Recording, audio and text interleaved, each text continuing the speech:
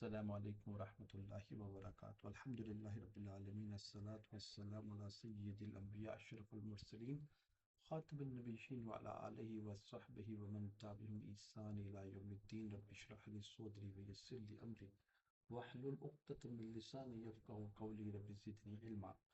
It's been a long period of time, it's about 18 months and onward کہ میری آپ کے سے اسکرین کے اوپر ملاقات نہیں ہو سکی. بیسک وجہ لائک وائز اللہ سبحانہ و تعالیٰ مجھے ریاض سے بتائے. اللہ سبحانہ و تعالیٰ میں مغفرت مانگتا ہوں، میں مغفرت اللہ سبحانہ و تعالیٰ سے مانگتا ہوں اس نیکیوں کے اوپر جو اللہ سبحانہ و تعالیٰ نے میرے سے کروائی. غلطی پہ استغفار ہے لیکن نیکیوں پر بھی مغفرت ہے، کیونکہ نیکیاں بہت جلدی ضائع ہو جاتی ہیں اگر انسان نیکیوں کے اوپر تکبر کرے اور اس کو ریا ناز کرائے. وَمَثَلُهُ كَمَثَلِ صَفْوَانٍ، اس کی مثال اللہ سبحانہ و تعالیٰ نے ایک چٹان کی مانند، علیہ تواب، پھر اس کے اوپر مٹی، پھر کیا ہوتا ہے فَأَصَابَهَا وَابِلٌ فَتَرَكَهَا صَلْدًا لَا يَقْدِرُونَ عَلَىٰ شَيْءٍ مِّمَّا كَسَبُوا. پھر بارش آتی ہے، چٹان کے اوپر مٹی ہے، مٹی جو ہے وہ چٹان سے نکل کے بالکل چٹان کو صاف کر دیتی ہے، کچھ بھی حاصل نہیں ہوتا، ساری محنت غارت اور رائع آ جاتی ہے. تو دین کی تعلیم کو سیکھنا، قرآن کو سیکھنا، یہ بڑا ہی امپورٹنٹ ہے. It's very much important. اچھا یہ کس حساب سے امپورٹنٹ ہے؟ یہ کس حساب سے امپورٹنٹ ہے کہ ہماری چھوٹی سی زندگی، اس کے لیے ہم کتنی محنت کرتے ہیں، ہمیں اسٹرگل ہوتی ہے، ہم دن رات پڑھائی کرتے ہیں، ہم بزنس کے لیے ایفرٹس کرتے ہیں، ٹھیک ہے، اور اتنی کی زندگی کے لیے it's just like a drop in water.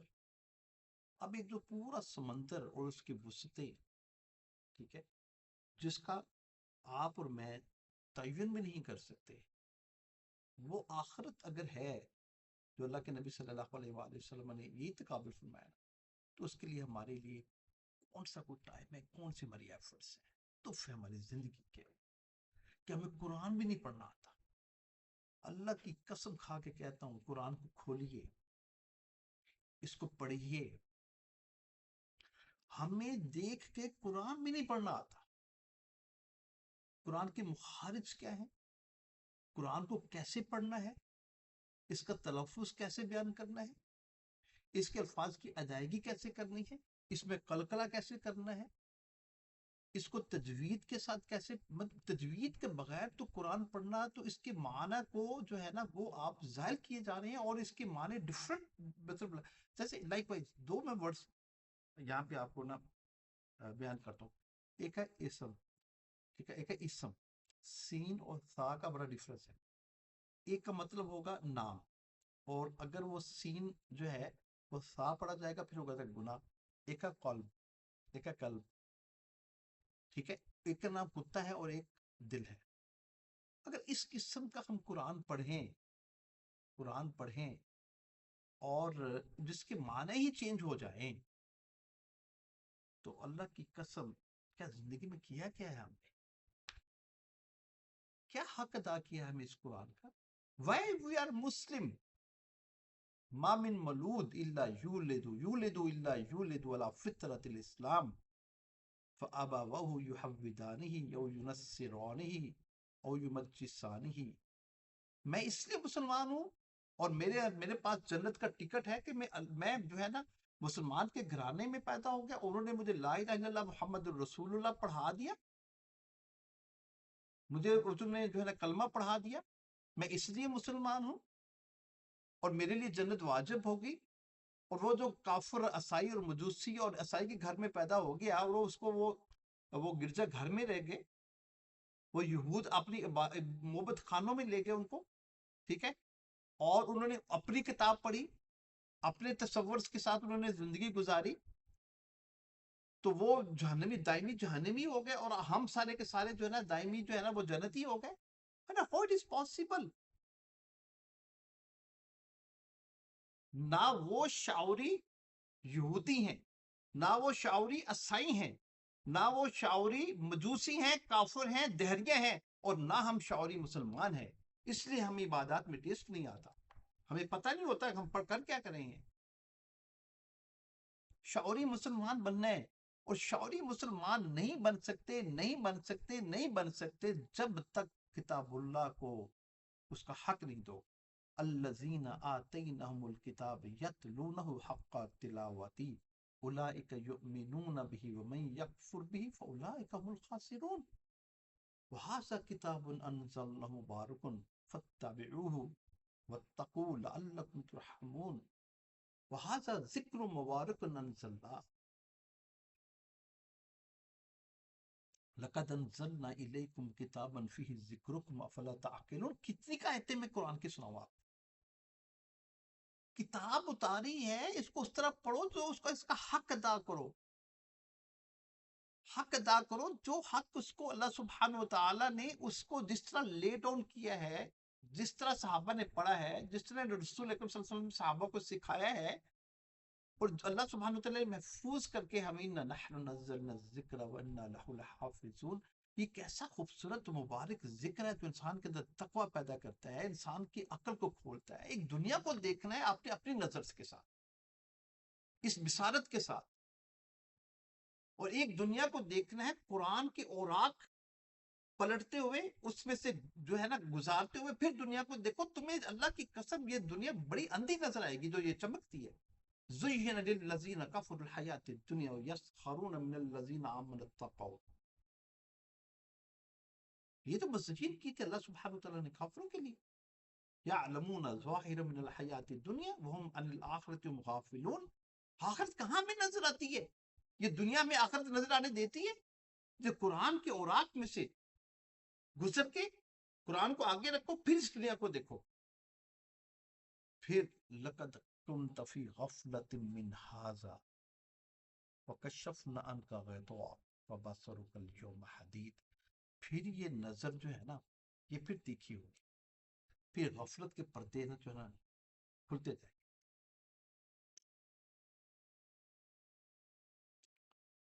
اللہ سبحانہ وتعالیٰ قرآن میں فرماتے ہیں نا کہ ہم قد كنا في غفلة من هذا وكنا قوما فاسقين۔ ہم تو غفلت میں والی قوم تھی، ہم تو فاسق اور فاجر قوم تھی۔ ربنا اننا سمعنا فرجعنا نعمل صالحا انا موقنون۔ جب یقین آ جائے گا نا، پھر کہو گے سمعنا، سن لیا، فرجعنا، واپس لوٹا دیں، نعمل غیر الذی کنا نعمل، وہ عمل کر کے آئیں گے جو ہم نے جو ہے نا پہلے نہیں کی۔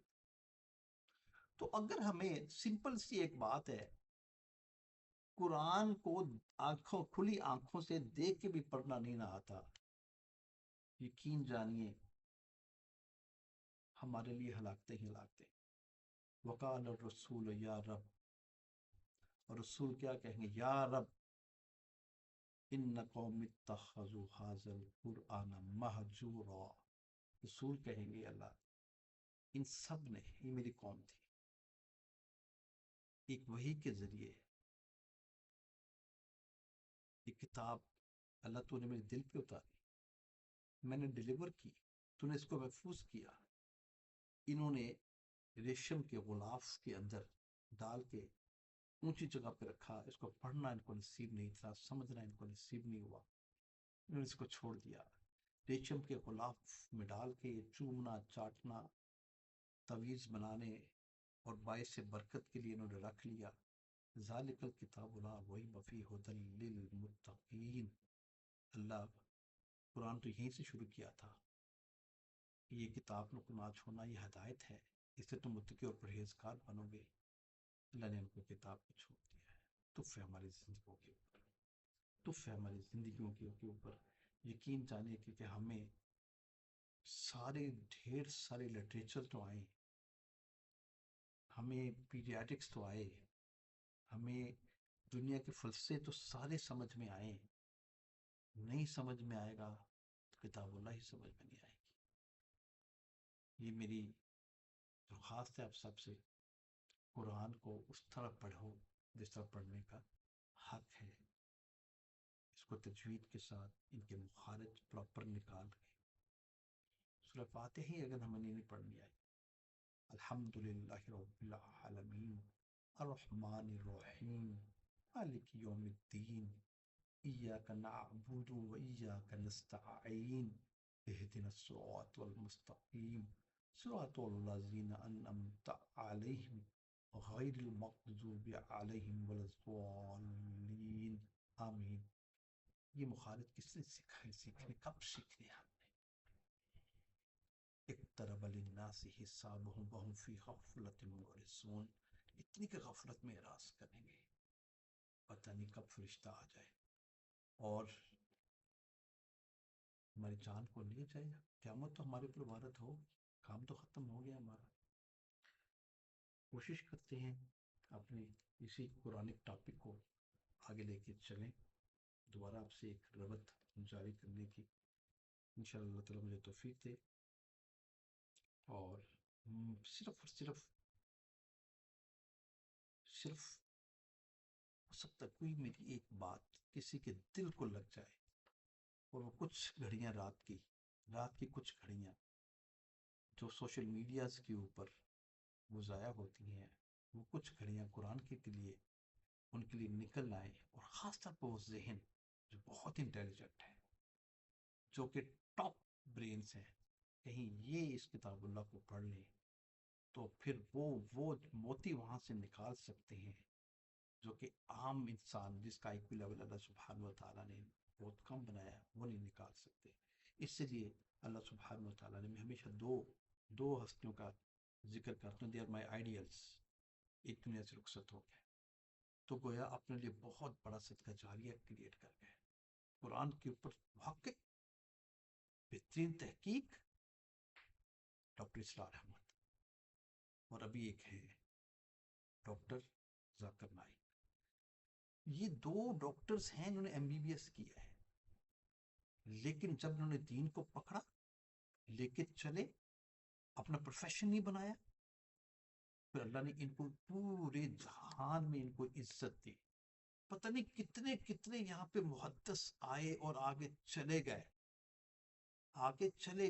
لیکن انہوں نے اپنی زندگی دین سے شروع کی اور دین تک محدود رہے۔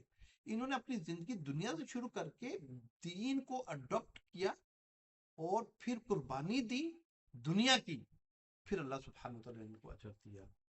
میری خواہش ہے کہ میرے جو کولیگس ہیں، اسپیسیفکلی جو ڈاکٹرز، ان کو اس طرف آنا چاہیے، کتابوں کو پڑھنا چاہیے، اس کو سمجھنا چاہیے، اس کو پروپوگیٹ کرنا چاہیے۔ اتأمرون الناس بالبر وتنسون انفسکم وانتم تتلون الکتاب افلا تعقلون۔ اللہ کہتے ہیں کھوپڑی میں بھیجا کوئی نہیں ہے، کتاب پڑھتے ہو اپنے آپ کو بھولے پڑے ہو۔ یہ وراثت ہم نے تمہیں دی، اس وراثت کو تم نے کتنا اڈاپٹ کر کے آگے کتنا پروپوگیٹ کیا کہ سوال نہیں ہوگا۔ وَالْعَصْرِ إِنَّ الْإِنسَانَ لَفِي خُسْرٍ، تو خسارے میں ہے، میں اس زمانے کی قسم کھاتا ہوں جو کو میں نے بنایا، تجھے جہنم میں ڈالوں گا، إِلَّا الَّذِينَ آمَنُوا وَعَمِلُوا الصَّالِحَاتِ وَتَوَاصَوْا بِالْحَقِّ۔ تم نے کیا حق کی تلقین لوگوں کی؟ یہاں پہ تلقین کرو تو کہتے ہیں جی مولوی بولتا ہے اس کو چپ کرو، خاموش کرو، اس کو خاموش، کیونکہ ہمارا مزاج نہیں ہے، ہمارا پروٹوکول نہیں ہے، دین از ناٹ آور پروٹوکول۔ اس لیے ما اصابکم من مصیبت فبما کسبت ایدیکم ویعفو عن کثیر، پھر جتنی تکلیفیں آنی ہے نا ہمیں ہماری زندگیوں کے اندر، یہ خوف کیا کیا نہیں ہو رہا، کیا رشتے نہیں ہو رہے، اور کیا طلاق کی، اور کیا ہر بندہ پریشان، اور کیا مہنگائی، اور روز کے بڑے پر، اب سب اسی میں پھنسے ہوئے نا، کیونکہ ہم نے اپنے آپ کو، اپنی زندگی کو اللہ کے لیے وقف نہیں کیا، ٹائم نہیں نکالا، تو اللہ نے دنیا میں ایسے ذلیل کر کے رکھ دیا کہ سارا دن چکی کی طرح پستے رہتے ہیں، ہاتھ میں کچھ بھی نہیں آتا، رات کو پھر ہم جو نشہ اور گولیاں کھا کے سوتے ہیں۔ اقول قولی ھذا استغفر اللہ لی ولکم ولسائر المسلمین، سبحان ربک رب العزۃ عما یصفون وسلام علی المرسلین والحمد للہ رب العالمین۔